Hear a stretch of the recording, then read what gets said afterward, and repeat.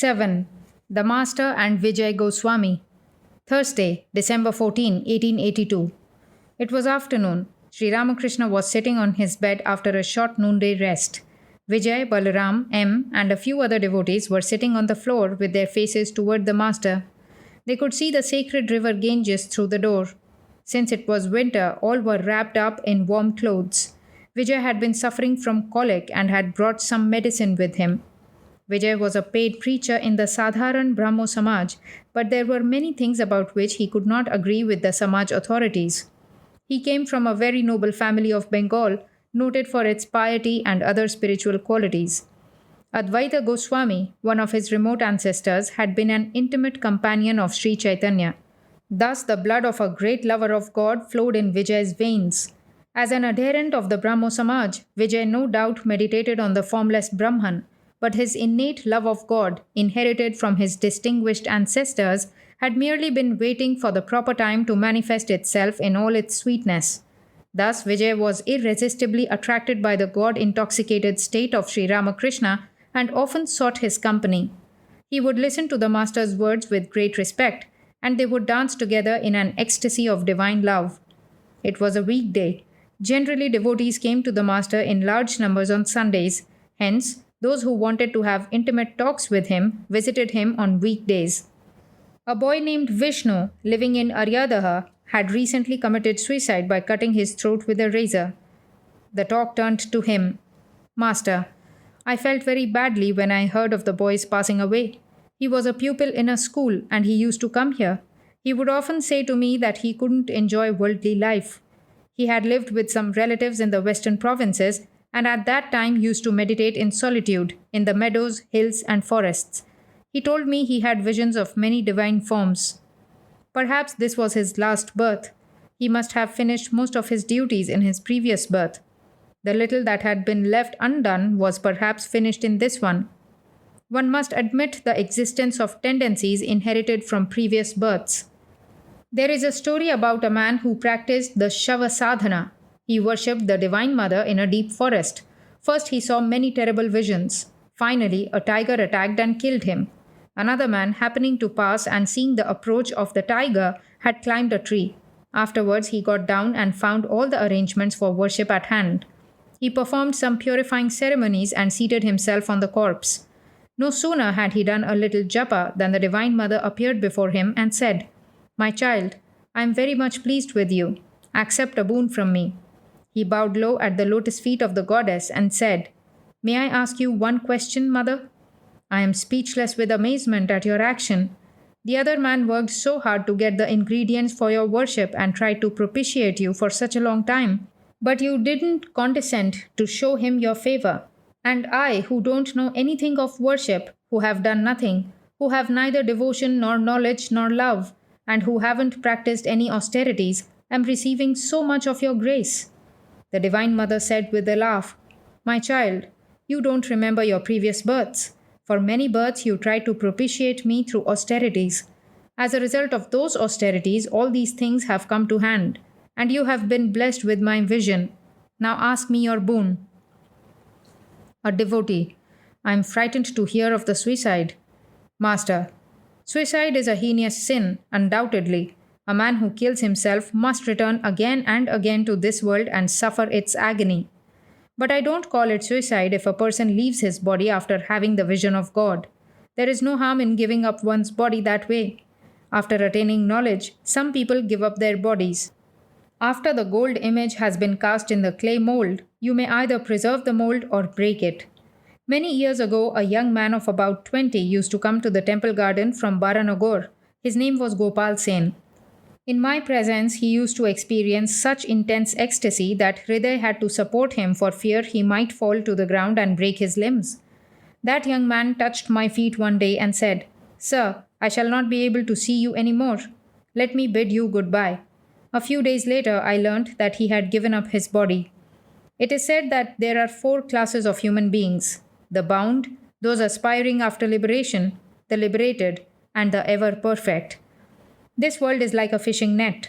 Men are the fish, and God, whose Maya has created this world, is the fisherman. When the fish are entangled in the net, Some of them try to tear through its meshes in order to get their liberation.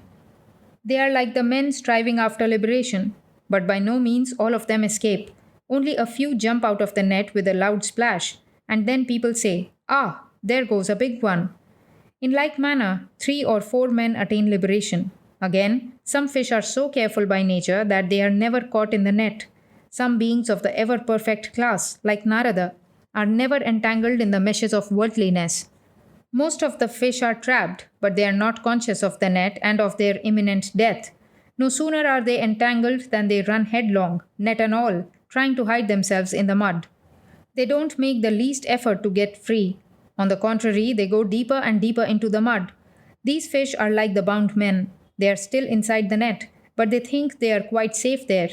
A bound creature is immersed in worldliness, in woman and gold, having gone deep into the mire of degradation. But still he believes he is quite happy and secure. The liberated and the seekers after liberation look on the world as a deep well. They do not enjoy it. Therefore, after the attainment of knowledge, the realization of God, some give up their bodies, but such a thing is rare indeed. The bound creatures entangled in worldliness will not come to their senses at all. They suffer so much misery and agony, they face so many dangers, and yet they will not wake up. The camel loves to eat thorny bushes. The more it eats the thorns, the more the blood gushes from its mouth. Still, it must eat thorny plants and will never give them up. The man of worldly nature suffers so much sorrow and affliction, but he forgets it all in a few days and begins his old life over again. Suppose a man has lost his wife or she has turned unfaithful. Lo, he marries again. Or take the instance of a mother. Her son dies and she suffers bitter grief, but after a few days she forgets all about it. The mother, so overwhelmed with sorrow a few days before, now attends to her toilet and puts on her jewelry. A father becomes bankrupt through the marriage of his daughters, yet he goes on having children year after year. People are ruined by litigation, yet they go to court all the same. There are men who cannot feed the children they have, who cannot clothe them or provide decent shelter for them, yet they have more children every year. Again, the worldly man is like a snake trying to swallow a mole. The snake can neither swallow the mole nor give it up. The bound soul may have realized that there is no substance to the world, that the world is like a hog plum, only stone and skin, but still he cannot give it up and turn his mind to God. I once met a relative of Keshab Sen, 50 years old. He was playing cards, as if the time had not yet come for him to think of God. There is another characteristic of the bound soul. If you remove him from his worldly surroundings to a spiritual environment, he will pine away. The worm that grows in filth feels very happy there. It thrives in filth.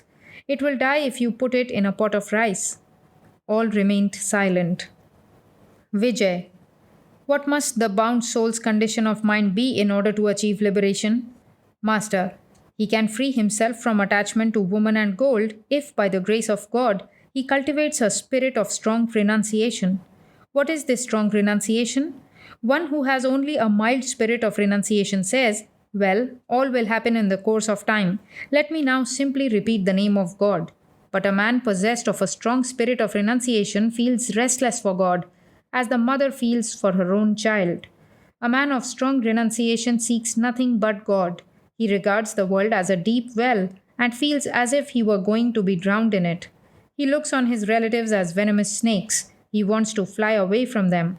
And he does go away. He never thinks, "Let me first make some arrangement for my family and then I shall think of God." He has great inward resolution. Let me tell you a story about strong renunciation. At one time there was a drought in a certain part of the country. The farmers began to cut long channels to bring water to their fields. One farmer was stubbornly determined. He took a vow that he would not stop digging until the channel connected his field with the river. He set to work. The time came for his bath, and his wife sent their daughter to him with oil. "Father," said the girl, "it is already late. Rub your body with oil and take your bath." "Go away," thundered the farmer. "I have too much to do now." It was past midday, and the farmer was still at work in his field. He didn't even think of his bath. Then his wife came and said, "Why haven't you taken your bath? The food is getting cold. You overdo everything. You can finish the rest tomorrow or even today after dinner." The farmer scolded her furiously and ran at her, spade in hand, crying, "What? Have you no sense? There's no rain. The crops are dying. What will the children eat? You'll all starve to death. I have taken a vow not to think of bath and food today before I bring water to my field." The wife saw his state of mind and ran away in fear.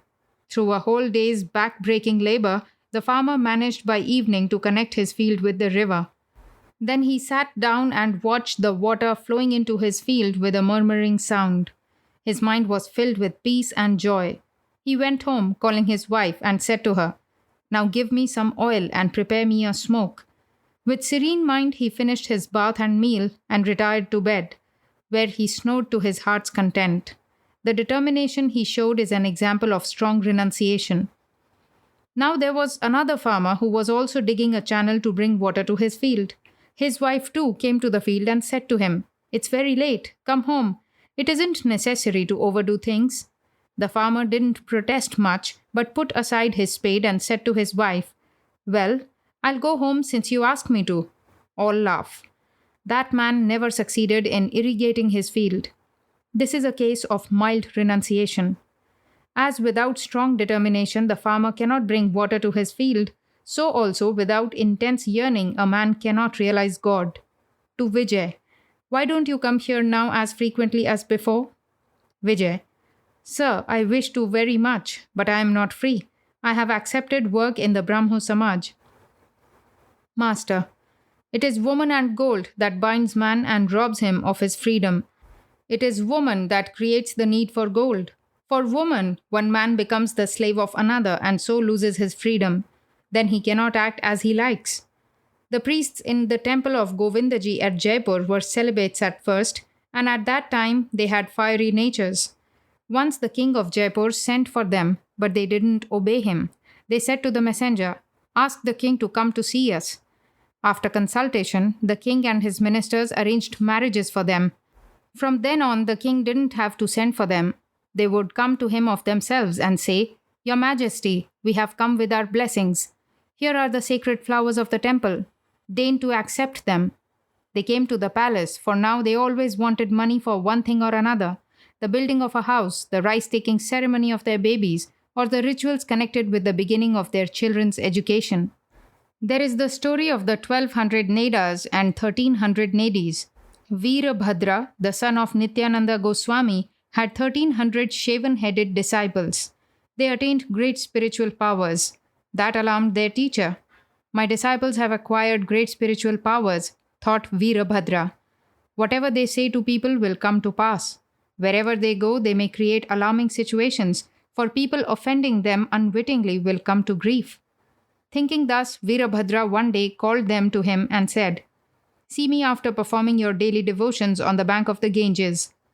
These disciples had such a high spiritual nature that while meditating they would go into samadhi and be unaware of the river water flowing over their heads during the flood tide. Then the ebb tide would come and still they would remain absorbed in meditation. Now 100 of these disciples had anticipated what their teacher would ask of them. Lest they should have to disobey his injunctions, they had quickly disappeared from the place before he summoned them. So they did not go to Veerabhadra with the others. The remaining 1200 disciples went to the teacher after finishing their meditation. Veerabhadra said to them, "These 1300 nuns will serve you. I ask you to marry them." "As you please, revered sir," they said. "But 100 of us have gone away." Thenceforth, each of these 1200 disciples had a wife. Consequently, they all lost their spiritual power. Their austerities did not have their original fire. The company of women robbed them of their spirituality because it destroyed their freedom.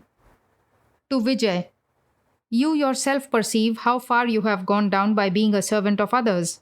Again, one finds that people with many university degrees, scholars with their vast English education, accept service under their English masters and are daily trampled under their boots. The one cause of all this is woman. They have married and set up a gay fair with their wives and children. Now they cannot go back, much as they would like to. Hence all these insults and humiliations, all this suffering from slavery. Once a man realizes God through intense dispassion, he is no longer attached to woman. Even if he must lead the life of a householder, he is free from fear of and attachment to woman. Suppose there are two magnets, one big and the other small. Which one will attract the iron? The big one, of course. God is the big magnet. Compared to him, woman is a small one. What can woman do? A devotee. Sir, shall we hate women then? Master. He who has realized God does not look upon a woman with the eye of lust, so he is not afraid of her. He perceives clearly that women are but so many aspects of the Divine Mother. He worships them all as the Mother herself. To Vijay. Come here now and then. I like to see you very much. Vijay. I have to do my various duties in the Brahmo Samaj. That is why I can't always come here, but I shall visit you whenever I find it possible. Master to Vijay. The task of a religious teacher is indeed difficult. One cannot teach men without a direct command from God. People won't listen to you if you teach without such authority. Such teaching has no force behind it. One must first of all attain God through spiritual discipline or some other means. Thus, armed with authority from God, one can deliver lectures. After receiving the command from God, one can be a teacher and give lectures anywhere. He who receives authority from God also receives power from him. Only then can he perform the difficult task of a teacher.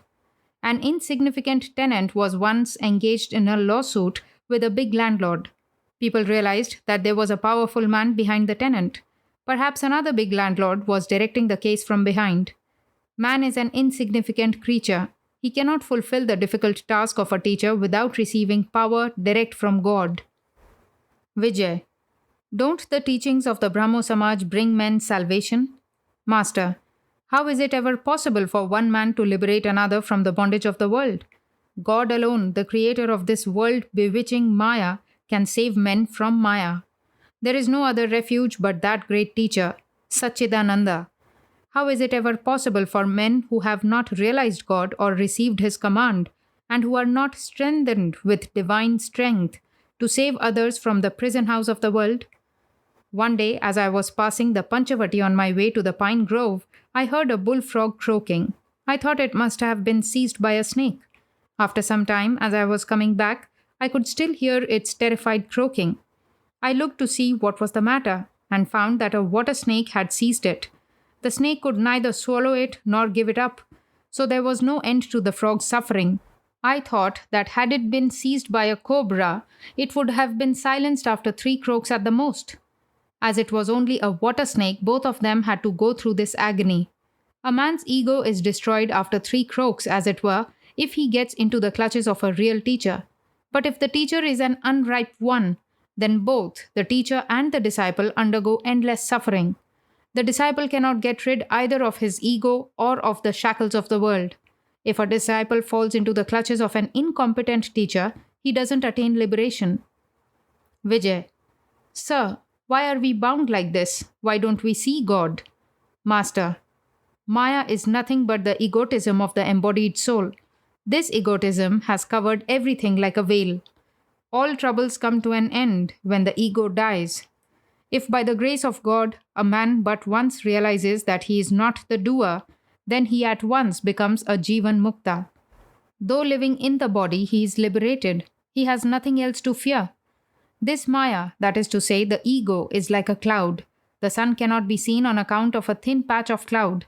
When that disappears, one sees the sun. If by the grace of the Guru one's ego vanishes, then one sees God. Rama, who is God himself, was only 2.5 cubits ahead of Lakshmana. But Lakshmana couldn't see him because Sita stood between them. Lakshmana may be compared to the Jiva and Sita to Maya. Man cannot see God on account of the barrier of Maya. Just look, I am creating a barrier in front of my face with this towel. Now you can't see me, even though I am so near. Likewise, God is the nearest of all, but we cannot see him on account of this covering of Maya. The Jiva is nothing but the embodiment of Satchidananda, but since Maya or ego has created various upadhis, he has forgotten his real self. Each upadhi changes man's nature. If he wears a fine black bordered cloth, you will at once find him humming Nidhu Babu's love songs. Then playing cards and a walking stick follow. If even a sickly man puts on high boots, he begins to whistle and climbs the stairs like an Englishman, jumping from one step to another. If a man but holds a pen in his hand, he scribbles on any paper he can get hold of. Such is the power of the pen. Money is also a great upadhi. The possession of money makes such a difference in a man. He is no longer the same person. A Brahmin used to frequent the temple garden. Outwardly, he was very modest. One day I went to Konagar with Hriday. No sooner did we get off the boat than we noticed the Brahmin seated on the bank of the Ganges. We thought he had been enjoying the fresh air. Looking at us, he said, "Hello there, priest. How do you do?" I marked his tone and said to Hriday, "The man must have got some money. That's why he talks that way." Hriday laughed. A frog had a rupee, which he kept in his hole. One day, an elephant was going over the hole, and the frog, coming out in a fit of anger, raised his foot as if to kick the elephant and said, "How dare you walk over my head?" Such is the pride that money begets. One can get rid of the ego after the attainment of knowledge. On attaining knowledge, one goes into samadhi, and the ego disappears. But it is very difficult to obtain such knowledge. It is said in the Vedas that a man experiences samadhi when his mind ascends to the seventh plane. The ego can disappear only when one goes into samadhi. Where does the mind of a man ordinarily dwell? In the first three planes. These are at the organs of evacuation and generation, and at the navel. Then the mind is immersed only in worldliness, attached to woman and gold. A man sees the light of God when his mind dwells in the plane of the heart. He sees the light and exclaims, "Ah, what is this? What is this?" The next plane is at the throat. When the mind dwells there, he likes to hear and talk only of God. When the mind ascends to the next plane in the forehead between the eyebrows, he sees the form of Satchidananda and desires to touch and embrace it. But he is unable to do so. It is like the light in a lantern which you can see but cannot touch. You feel as if you were touching the light, but in reality you are not. When the mind reaches the seventh plane, then the ego vanishes completely and the man goes into samadhi. Vijay.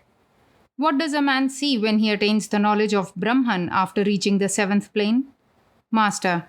What happens when the mind reaches the seventh plane cannot be described. Once a boat enters the black waters of the ocean, it does not return. Nobody knows what happens to the boat after that. Therefore, the boat cannot give us any information about the ocean. Once a salt doll went to measure the depth of the ocean. No sooner did it enter the water than it melted. Now who could tell how deep the ocean was? That which could have told about its depth had melted. Reaching the seventh plane, the mind is annihilated. Man goes into samadhi. What he feels then cannot be described in words. The eye that makes one a worldly person and attaches one to woman and gold is the wicked eye. The intervention of this ego creates the difference between Jiva and Atman. Water appears to be divided into two parts if one puts a stick across it. But in reality, there is only one water. It appears as two on account of the stick. This I is the stick. Remove the stick, and there remains only one water as before. Now, what is this wicked I? It is the ego that says, "What? Don't they know me? I have so much money. Who is wealthier than I?" If a thief robs such a man of only 10 rupees, first of all, he wrings the money out of the thief. Then he gives him a good beating. But the matter doesn't end there. The thief is handed over to the police and is eventually sent to jail. The wicked eye says, "What? Doesn't the rogue know whom he has robbed? To steal my 10 rupees? How dare he?" Vijay. If without destroying the I, a man cannot get rid of attachment to the world and consequently cannot experience samadhi, then it would be wise for him to follow the path of Brahmagnana to attain samadhi. If the I persists in the path of devotion, then one should rather choose the path of knowledge. Master. It is true that one or two can get rid of the I through samadhi, but these cases are very rare. You may indulge in thousands of reasonings, but still the I comes back. You may cut the peepal tree to the very root today, but you will notice a sprout springing up tomorrow. Therefore, if the I must remain, Let the rascal remain as the servant I. As long as you live, you should say, O God, thou art the master and I am thy servant. The I that feels, I am the servant of God, I am his devotee, does not injure one. Sweet things cause acidity of the stomach, no doubt, but sugar candy is an exception. The path of knowledge is very difficult. One cannot obtain knowledge unless one gets rid of the feeling that one is the body. In the Kali Yuga, the life of man is centered on food. He cannot get rid of the feeling that he is the body and the ego. Therefore, the path of devotion is prescribed for this cycle. This is an easy path. You will attain God if you sing his name and glories and pray to him with a longing heart. There is not the least doubt about it. Suppose you draw a line on the surface of water with a bamboo stick. The water appears to be divided into two parts, but the line doesn't remain for any length of time. The servant I or the devotee I or the child I is only a line drawn with the ego and is not real. Vijay to the master. Sir, you ask us to renounce the wicked I. Is there any harm in the servant I? Master. The servant I, that is, the feeling, I am the servant of God, I am the devotee of God, does not injure one. On the contrary, it helps one to realize God. Vijay. Well, sir, what becomes of the lust, anger, and other passions of one who keeps the servant I? Master. If a man truly feels like that, then he has only the semblance of lust, anger, and the like. If after attaining God, he looks on himself as the servant or the devotee of God, then he cannot injure anyone. By touching the philosopher's stone, a sword is turned into gold. It keeps the appearance of a sword but cannot injure. When the dry branch of a coconut palm drops to the ground, it leaves only a mark on the trunk indicating that once there was a branch at that place. In like manner, he who has attained God keeps only an appearance of ego. There remains in him only a semblance of anger and lust. He becomes like a child. A child has no attachment to the three gunas, sattva, rajas, and tamas. He becomes as quickly detached from a thing as he becomes attached to it. You can cajole him out of a cloth worth 5 rupees with a doll worth an anna, though at first he may say with great determination, "No, I won't give it to you. My daddy bought it for me." Again, all persons are the same to a child. He has no feeling of high and low in regard to persons. So he doesn't discriminate about caste. If his mother tells him that a particular man should be regarded as an elder brother, the child will eat from the same plate with him, though the man may belong to the low caste of a blacksmith. The child doesn't know hate, or what is holy or unholy.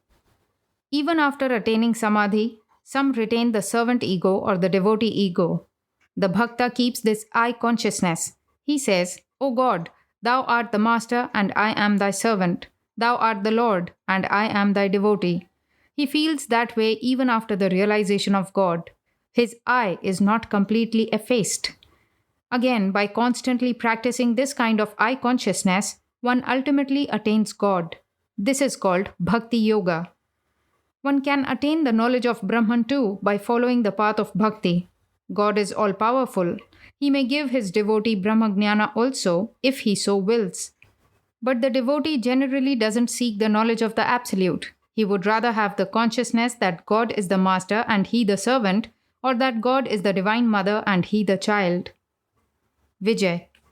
But those who discriminate according to the Vedanta philosophy also realize him in the end, don't they? Master. Yes, one may reach him by following the path of discrimination too. That is called Jnana Yoga. But it is an extremely difficult path. I have told you already of the 7 planes of consciousness. On reaching the 7th plane, the mind goes into samadhi. If a man acquires the firm knowledge that Brahman alone is real and the world illusory, then his mind merges in samadhi. But in the Kali Yuga, the life of a man depends entirely on food. How can he have the consciousness that Brahman alone is real and the world illusory? In the Kali Yuga, it is difficult to have the feeling, I am not the body, I am not the mind, I am not the 24 cosmic principles, I am beyond pleasure and pain, I am above disease and grief, old age and death. However, you may reason and argue, the feeling that the body is identical with the soul will somehow crop up from an unexpected quarter. You may cut a peepal tree to the ground and think it is dead to its very root, but the next morning you will find a new sprout shooting up from the dead stump. One cannot get rid of this identification with the body. Therefore, the path of bhakti is best for the people of the Kali Yuga. It is an easy path. And I don't want to become sugar, I want to eat it. I never feel like saying, I am Brahman. I say, Thou art my Lord, and I am thy servant. It is better to make the mind go up and down between the fifth and sixth planes, like a boat racing between 2 points. I don't want to go beyond the sixth plane and keep my mind a long time in the seventh. My desire is to sing the name and glories of God. It is very good to look on God as the master and oneself as his servant. Further, you see, people speak of the waves as belonging to the Ganges, but no one says that the Ganges belongs to the waves. The feeling I am he is not wholesome. A man who entertains such an idea while looking on his body as the self causes himself great harm. He cannot go forward in spiritual life. He drags himself down. He deceives himself as well as others. He cannot understand his own state of mind. But it isn't any and every kind of bhakti that enables one to realize God. One cannot realize God without prema bhakti. Another name for prema bhakti is raga bhakti. God cannot be realized without love and longing. Unless one has learnt to love God, one cannot realize him. There is another kind of bhakti, known as Vaidhi bhakti, according to which one must repeat the name of God a fixed number of times, fast, make pilgrimages, worship God with prescribed offerings, make so many sacrifices, and so forth and so on. By continuing such practices a long time, one gradually acquires raga bhakti. God cannot be realized until one has raga bhakti. One must love God. In order to realize God, one must be completely free from worldliness and direct all of one's mind to Him. But some acquire raga bhakti directly. It is innate in them. They have it from their very childhood. Even at an early age, they weep for God. An instance of such bhakti is to be found in Prahlada. Vaidhi bhakti is like moving a fan to make a breeze. One needs the fan to make the breeze. Similarly, one practices japa, austerity, and fasting in order to acquire love of God. But the fan is set aside when the southern breeze blows of itself. Such actions as japa and austerity drop away when one spontaneously feels love and attachment for God. Who indeed will perform the ceremonies enjoined in the scriptures when mad with love of God? Devotion to God may be said to be green so long as it doesn't grow into love of God, but it becomes ripe when it has grown into such love. A man with green bhakti cannot assimilate spiritual talk and instruction, but one with ripe bhakti can. The image that falls on a photographic plate covered with black film is retained. On the other hand, thousands of images may be reflected on a bare piece of glass, but not one of them is retained. As the object moves away, the glass becomes the same as it was before. One cannot assimilate spiritual instruction unless one has already developed love of God. Vijay. Is bhakti alone sufficient for the attainment of God, for his vision? Master. Yes, one can see God through bhakti alone, but it must be ripe bhakti, prema bhakti, and raga bhakti. When one has that bhakti, one loves God even as the mother loves the child the mother, or the wife the husband. When one has such love and attachment for God, one doesn't feel the attraction of Maya to wife, children, relatives, and friends. One retains only compassion for them. To such a man, the world appears a strange land, a place where he has merely to perform his duties. It is like a man's having his real home in the country but coming to Calcutta for work. He has to rent a house in Calcutta for the sake of his duties. When one develops love of God, one completely gets rid of one's attachment to the world and worldly wisdom. One cannot see God if one has even the slightest trace of worldliness. Matchsticks, if damp, won't strike fire though you rub 1,000 of them against the matchbox. You only waste a heap of sticks. The mind soaked in worldliness is such a damp matchstick. Once Sri Radha said to her friends that she saw Krishna everywhere, both within and without. The friends answered, "Why, we don't see him at all. Are you delirious?" Radha said, "Friends, paint your eyes with the collyrium of divine love. and then you will see him. To Vijay, it is said in a song of your Brahmo Samaj, O Lord, is it ever possible to know thee without love, however much one may perform worship and sacrifice? If the devotee but once feels this attachment and ecstatic love for God, this mature devotion and longing, then he sees God in both his aspects, with form and without form. Vijay, how can one see God? Master, one cannot see God without purity of heart. Through attachment to woman and gold, the mind has become stained, covered with dirt, as it were. A magnet cannot attract a needle if the needle is covered with mud. Wash away the mud, and the magnet will draw it. Likewise, the dirt of the mind can be washed away with the tears of our eyes. This stain is removed if one sheds tears of repentance and says, O God, I shall never again do such a thing. Thereupon God, who is like the magnet, draws to himself the mind, which is like the needle. Then the devotee goes into samadhi and obtains the vision of God. You may try thousands of times, but nothing can be achieved without God's grace. One cannot see God without his grace. Is it an easy thing to receive the grace of God?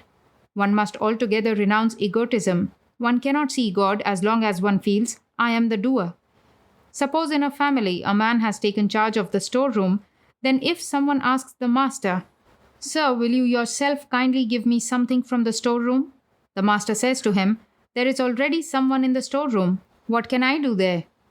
God doesn't easily appear in the heart of a man who feels himself to be his own master. But God can be seen the moment his grace descends. He is the sun of knowledge. One single ray of his has illumined the world with the light of knowledge. That is how we are able to see one another and acquire varied knowledge. One can see God only if he turns his light toward his own face. The police sergeant goes his rounds in the dark of night with a lantern in his hand. No one sees his face, but with the help of that light, the sergeant sees everybody's face, and others too can see one another. If you want to see the sergeant, however, you must pray to him. Sir, please turn the light on your own face. Let me see you. In the same way, one must pray to God. O Lord, be gracious and turn the light of knowledge on thyself, that I may see thy face. A house without light indicates poverty, so one must light the lamp of knowledge in one's heart. As it is said in a song, lighting the lamp of knowledge in the chamber of your heart, behold the face of the mother, Brahman's embodiment. As Vijay had brought medicine with him, the master asked a devotee to give him some water. He was indeed a fountain of infinite compassion. He had arranged for Vijay's boat fare, since the latter was too poor to pay it. Vijay, Balaram, M, and the other devotees left for Calcutta in a country boat. Monday, January 1, 1883. At 8 o'clock in the morning, Sri Ramakrishna was seated on a mat spread on the floor of his room at Dakshineshwar. Since it was a cold day, he had wrapped his body in his moleskin shawl.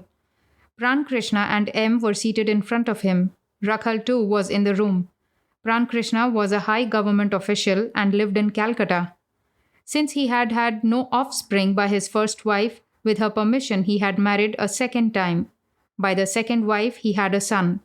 Because he was rather stout, the master addressed him now and then as the fat Brahmin. He had great respect for Sri Ramakrishna.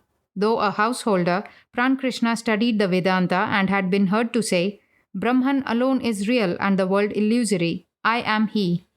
The master used to say to him, In the Kali Yuga, the life of a man depends on food. The path of devotion prescribed by Narada is best for this age. A devotee had brought a basket of jalebi for the master, which the latter kept by his side. Eating a bit of the sweets, he said to Pran Krishna with a smile, You see, I chant the name of the Divine Mother, so I get all these good things to eat. Laughter. But she doesn't give such fruits as gourd or pumpkin. She bestows the fruit of Amrita, immortality, knowledge, love, discrimination, renunciation, and so forth. A boy 6 or 7 years old entered the room. The master himself became like a child. He covered the contents of the basket with the palm of his hand, as a child does to conceal sweets from another child, lest the latter should snatch them. Then he put the basket aside. Suddenly the master went into samadhi and sat thus a long time. His body was transfixed, his eyes wide open and unwinking. his breathing hardly perceptible. After a long time, he drew a deep breath, indicating his return to the world of sense. Master to Pran Krishna. My divine mother is not only formless, she has forms as well. One can see her forms. One can behold her incomparable beauty through feeling and love. The mother reveals herself to her devotees in different forms. I saw her yesterday. She was clad in a seamless ochre colored garment, and she talked with me. She came to me another day as a Mussalman girl 6 or 7 years old. She had a tilak on her forehead and was naked. She walked with me, joking and frisking like a child. At Hriday's house, I had a vision of Gauranga. He wore a black bordered cloth. Haladhari used to say that God is beyond both being and non-being. I told the mother about it and asked her, "Then is the divine form an illusion?" The divine mother appeared to me in the form of Rati's mother and said, "Do thou remain in bhava." I repeated this to Haladhari. Now and then I forget her command and suffer. Once I broke my teeth because I didn't remain in bhava. So I shall remain in bhava unless I receive a revelation from heaven or have a direct experience to the contrary. I shall follow the path of love. What do you say? Pran Krishna. Yes, sir. Master. But why should I ask you about it? There is someone within me who does all these things through me. At times I used to remain in a mood of godhood and would enjoy no peace of mind unless I were being worshipped. I am the machine and God is the operator. I act as He makes me act. I speak as He makes me speak. Keep your raft, says Ram Prasad, afloat on the sea of life, drifting up with the flood tide, drifting down with the ebb. It is like the cast-off leaf before a gale. Sometimes it is blown to a good place and sometimes into the gutter, according to the direction of the wind. As the weaver said in the story, the robbery was committed by the will of Rama. I was arrested by the police by the will of Rama, and again, by the will of Rama, I was set free. Hanuman once said to Rama, "O Rama, I have taken refuge in thee. Bless me that I may have pure devotion to thy lotus feet, and that I may not be caught in the spell of thy world-bewitching Maya." Once a dying bullfrog said to Rama, "O Rama, when caught by a snake, I cry for your protection, but now I am about to die, struck by your arrow. Hence I am silent." I used to see God directly with these very eyes, just as I see you. Now I see divine visions in trance. After realizing God, a man becomes like a child. One acquires the nature of the object one meditates upon. The nature of God is like that of a child. As a child builds up his toy house and then breaks it down, so God acts while creating, preserving, and destroying the universe. Further, as the child is not under the control of any guna, so God is beyond the three gunas, sattva, rajas, and tamas. That is why Paramahamsas keep 5 or 10 children with them, that they may assume their nature. Sitting on the floor in the room was a young man from Agarpada, about 22 years old. Whenever he came to the temple garden, he would take the master aside by a sign and whisper his thoughts to him. He was a newcomer. That day he was sitting on the floor near the master. Master to the young man. A man can change his nature by imitating another's character. He can get rid of a passion like lust by assuming the feminine mood. He gradually comes to act exactly like a woman. I have noticed that men who take female parts in the theatre speak like women or brush their teeth like women while bathing. Come again on a Tuesday or Saturday. To Pran Krishna. Brahman and Shakti are inseparable. Unless you accept Shakti, you will find the whole universe unreal. I, you, house, buildings, and family. The world stands solid because the primordial energy stands behind it. If there is no supporting pole, no framework can be made, and without the framework, there can be no beautiful image of Durga. Without giving up worldliness, a man cannot awaken his spiritual consciousness, nor can he realize God. He cannot but be a hypocrite as long as he has even a trace of worldly desire. God cannot be realized without guilelessness. Cherish love within your heart. Abandon cunning and deceit. Through service, worship, selflessness, does Rama's blessed vision come. Even those engaged in worldly activities, such as office work or business, should hold to the truth. Truthfulness alone is the spiritual discipline in the Kali Yuga. Pran Krishna. Yes, sir. It is said in the Mahanirvana Tantra. O goddess, this religion enjoins it upon one to be truthful, self controlled, devoted to the welfare of others, unagitated, and compassionate. Master. Yes, but these ideas must be assimilated. Sri Ramakrishna was sitting on the small couch. He was in an ecstatic mood and looked at Rakhal. Suddenly he was filled with the tender feeling of parental love toward his young disciple and spiritual child. Presently he went into samadhi. The devotee sat speechless, looking at the master with wondering eyes.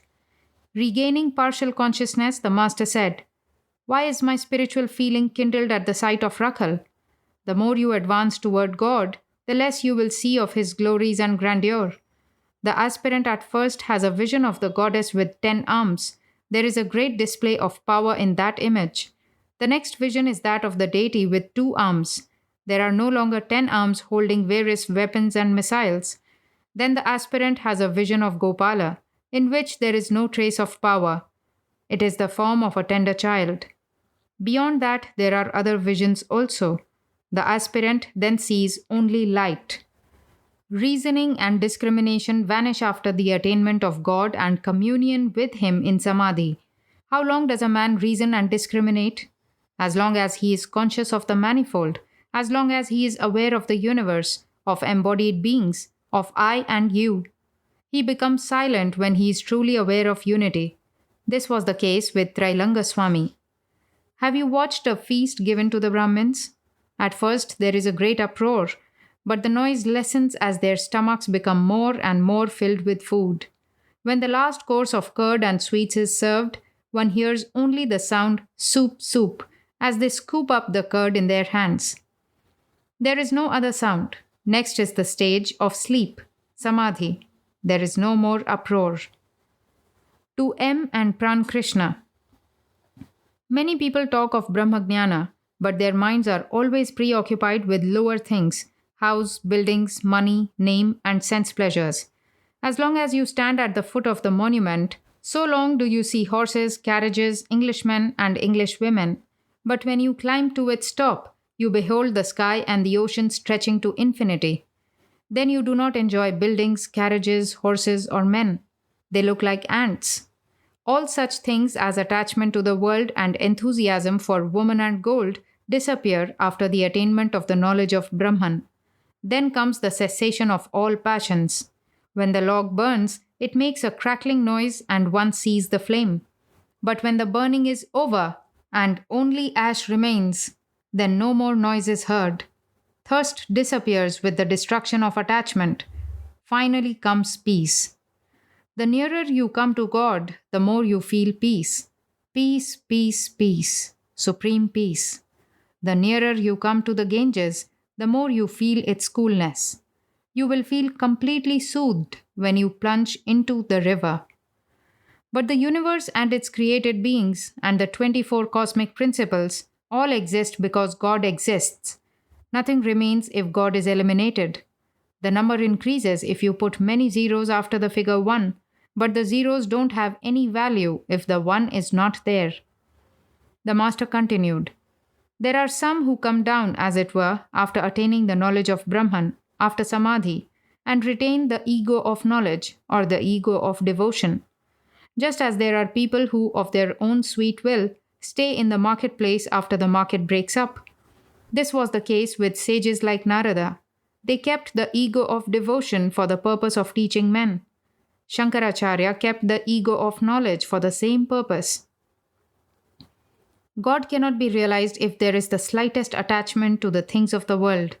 A thread cannot pass through the eye of a needle if the tiniest fiber sticks out. The anger and lust of a man who has realized God are only appearances. They are like a burnt string. It looks like a string, but a mere puff blows it away.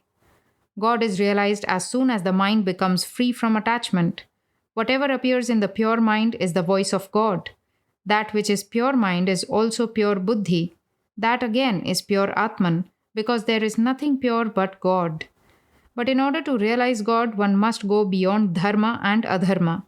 The master sang in his melodious voice, "Come, let us go for a walk, O mind, to Kali, the wish fulfilling tree, and there beneath it gather the four fruits of life." Sri Ramakrishna went out on the southeast veranda of his room and sat down. Prankrishna and the other devotees accompanied him. Hazra too was sitting there. The master said to Prankrishna with a smile, "Hazra is not a man to be trifled with. If one finds the big dargah here, then Hazra is the smaller dargah." All laughed at the master's words. A certain gentleman, Navakumar by name, came to the door and stood there. At sight of the devotees, he immediately left. "Oh, egotism incarnate," Sri Ramakrishna remarked. About 9:30 in the morning, Prankrishna took leave of the master. Soon afterwards, a minstrel sang some devotional songs to the accompaniment of a stringed instrument. The master was listening to the songs when Kedar Chatterjee, a householder devotee, entered the room clad in his office clothes. He was a man of devotional temperament and cherished the attitude of the gopis of Vrindavan. Words about God would make him weep. The sight of Kedar awakened in the master's mind the episode of Vrindavan in Sri Krishna's life. Intoxicated with divine love, the master stood up and sang, addressing Kedar, "Tell me, friend, how far is the grove where Krishna, my beloved, dwells? His fragrance reaches me even here, but I am tired and can walk no farther." Sri Ramakrishna assumed the attitude of Sri Radha to Krishna and went into deep samadhi while singing the song. He stood there, still as a picture on canvas, with tears of divine joy running down his cheeks. Kedar knelt before the master. Touching his feet, he chanted a hymn. "We worship the Brahman consciousness in the lotus of the heart, the undifferentiated, who is adored by Hari, Hara, and Brahma, who is attained by yogis in the depths of their meditation, the scatterer of the fear of birth and death, the essence of knowledge and truth, the primal seed of the world." After a time, the master regained consciousness of the relative world. Soon Kedar took his leave and returned to his office in Calcutta. At midday, Ramlal brought the master a plate of food that had been offered in the Kali temple. Like a child, he ate a little of everything. Later in the afternoon, several Marwadi devotees entered the master's room, where Rakhal and M also were seated. A Marwadi devotee: "Sir, what is the way?" Master: "There are two ways. One is the path of discrimination. The other is that of love. Discrimination means to know the distinction between the real and the unreal. God alone is the real and permanent substance. All else is illusory and impermanent. The magician alone is real. His magic is illusory. This is discrimination. Discrimination and renunciation. Discrimination means to know the distinction between the real and the unreal. Renunciation means to have dispassion for the things of the world. One cannot acquire them all of a sudden. They must be practiced every day. One should renounce woman and gold mentally at first. Then, by the will of God, one can renounce it both mentally and outwardly. It is impossible to ask the people of Calcutta to renounce all for the sake of God. One has to tell them to renounce mentally. Through the discipline of constant practice, one is able to give up attachment to woman and gold. That is what the Gita says. By practice, one acquires uncommon power of mind.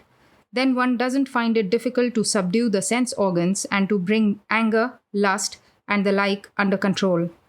Such a man behaves like a tortoise, which once it has tucked in its limbs, never puts them out.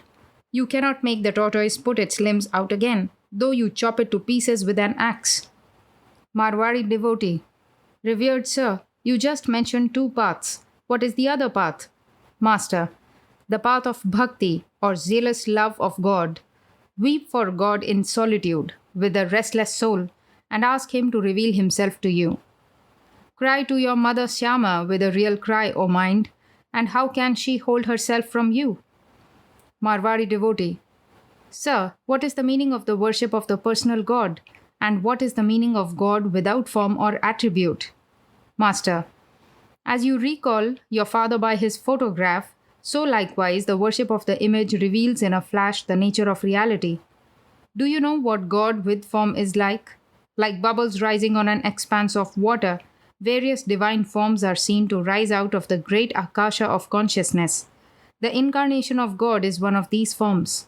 The primal energy sports, as it were, through the activities of a divine incarnation. What is there in mere scholarship? God can be attained by crying to Him with a longing heart. There is no need to know many things. He who is an acharya has to know different things. One needs a sword and shield to kill others, but to kill oneself, a needle or a nail knife suffices. One ultimately discovers God by trying to know who this I is. Is this I the flesh, the bones, the blood, or the marrow? Is it the mind or the buddhi? Analyzing thus, you realize at last that you are none of these. This is called the process of neti neti, not this, not this. One can neither comprehend nor touch the Atman. It is without qualities or attributes. But according to the path of devotion, God has attributes. To a devotee, Krishna is spirit, his abode is spirit, and everything about him is spirit. The Marwadi devotees saluted the master and took their leave. At the approach of evening, Sri Ramakrishna went out to look at the sacred river. The lamp was lighted in his room. The master chanted the hallowed name of the Divine Mother and meditated on her. Then the evening worship began in the various temples. The sound of gongs, floating on the air, mingled with the murmuring voice of the river. Peace and blessedness reigned everywhere.